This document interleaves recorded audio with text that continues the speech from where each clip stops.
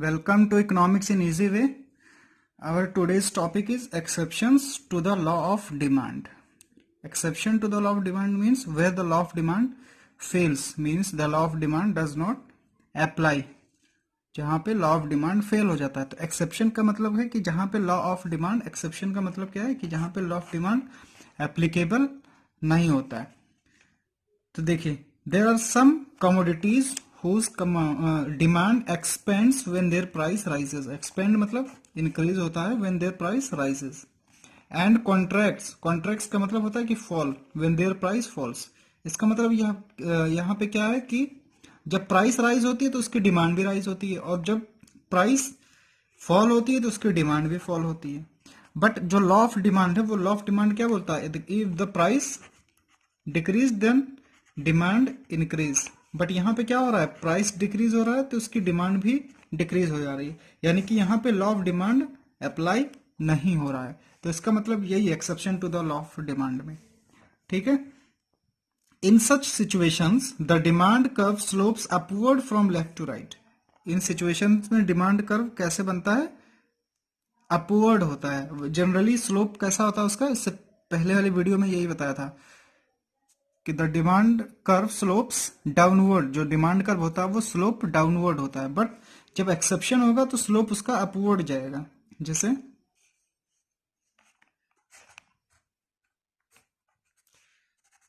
Demand curve में ऐसे होता है, बट जब एक्सेप्शन में हम कैसा बनेगा? हमारा ऐसा बनेगा, ठीक है।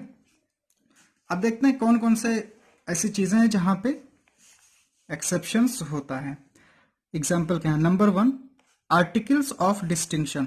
आर्टिकल्स ऑफ डिस्टिंक्शन मीन्स जो लग्जरी गुड्स होती हैं, जो प्रीसियस चीजें होती हैं, यानी कि जो जिससे एक अलग आइडेंटिटी, अलग इमेज सोसाइटी में होती है। यानी कि इन चीजों की डिमांड ही इसलिए होती है कि उसकी प्राइसेस ज्यादा हैं। For example precious diamonds, luxury cars.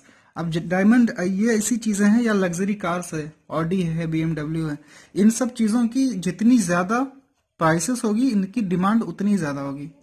क्यों? क्योंकि ये आर्टिकल्स ऑफ डिस्टिंक्शंस हैं।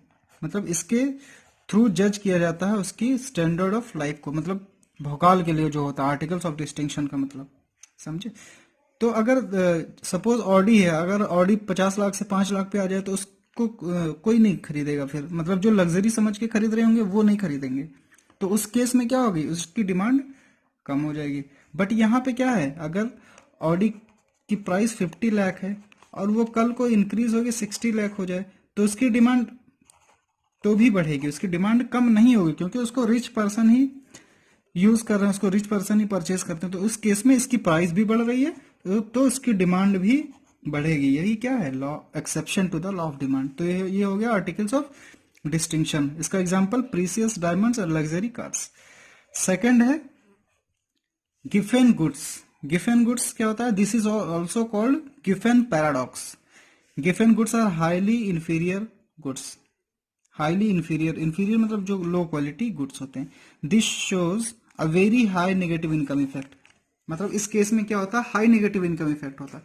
मतलब जो इंफीरियर गुड्स, अब जो खराब क्वालिटी के गुड्स हैं, अगर इनकम इंक्रीज होती है, अगर इनकम राइज होगी, इनकम राइज होगी तो ये जो गुड्स हो गए, अगर इनकम वाई से डिनोट करते हैं, इनकम राइज होगी तो इसकी डिमांड जो है कम हो जाएगी। अगर किसी की इनकम ज्यादा होगी तो वो खराब क्वालिटी के गुड्स को कंज्यूम नहीं करेगा, वो अच्छी क्वालिटी के गुड्स की तरफ जाएगा। तो इसका मतलब गिफेन गुड्स का मतलब क्या है? जहां पे नेगेटिव इनकम इफेक्ट होता है। जनरली हमने क्या बताया लॉ ऑफ डिमांड में कि अगर इनकम इंक्रीज होती है, इनकम बढ़ती है, तो उसकी डिमांड भी बढ़ती है।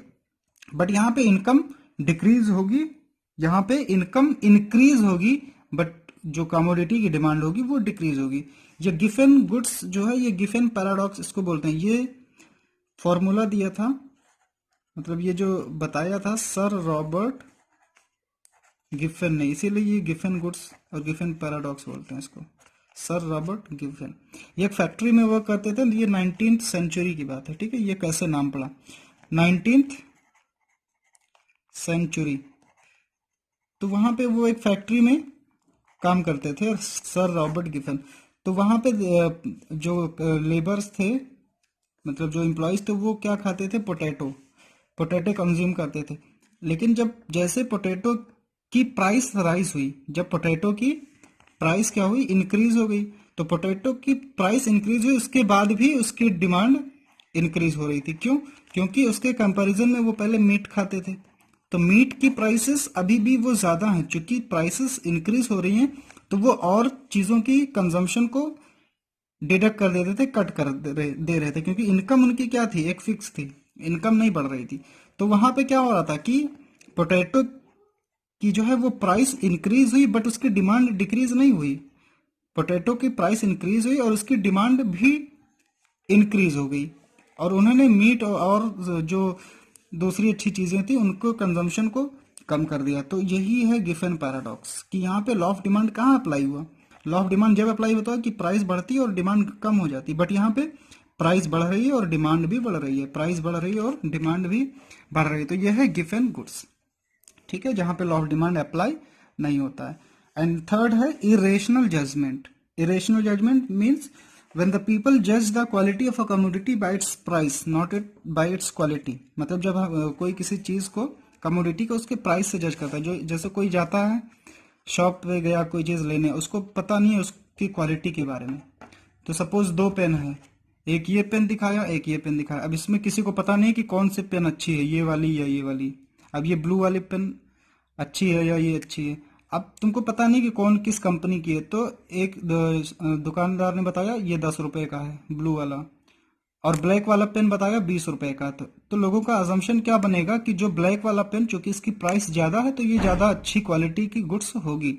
हो सकता है इसका उल्टा हो कि ये अच्छी हो, ये वाली 5 ही रुपए की हो, बट ये 10 की है और ब्लैक वाली अगर 20 की है, तो लोग क्या सोचेंगे कि 20 वाली की क्वालिटी ज्यादा अच्छी होगी, तो वो इसी चीज को कंज्यूम करेंगे। यानी कि इसकी प्राइस भी ज्यादा हो रही है और इसकी डिमांड भी ज्यादा हो रही है। क्यों? क्योंकि यहाँ पे जो लोग हैं इनकी क्वालिटी से नहीं जज कर रहे हैं, इसके प्राइसेस से जज कर रहे हैं। ऐसा होता है प्रैक्टिकली, ठीक है। तो यह है इरेशनल जजमेंट, जब हम किसी भी कमोडिटी को उसकी क्वालिटी से नहीं, उसके प्राइस से जज करते हैं, तो यह है इरेशनल जजमेंट। तो इस केस में भी प्राइस इंक्रीज होती है, उसकी डिमांड भी इंक्रीज होती है,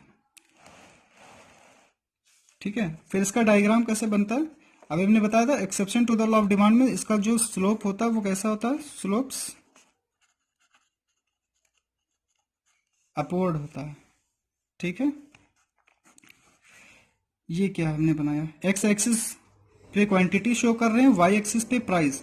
ये पहले प्राइस ये पी और क्यू था। देखिए जब प्राइस इंक्रीज हुआ, प्राइस इंक्रीज होके पी से पी डैश पे हुआ, तो प्राइस इंक्रीज होने से डिमांड हमारी डिक्रीज होनी चाहिए as per the law of demand.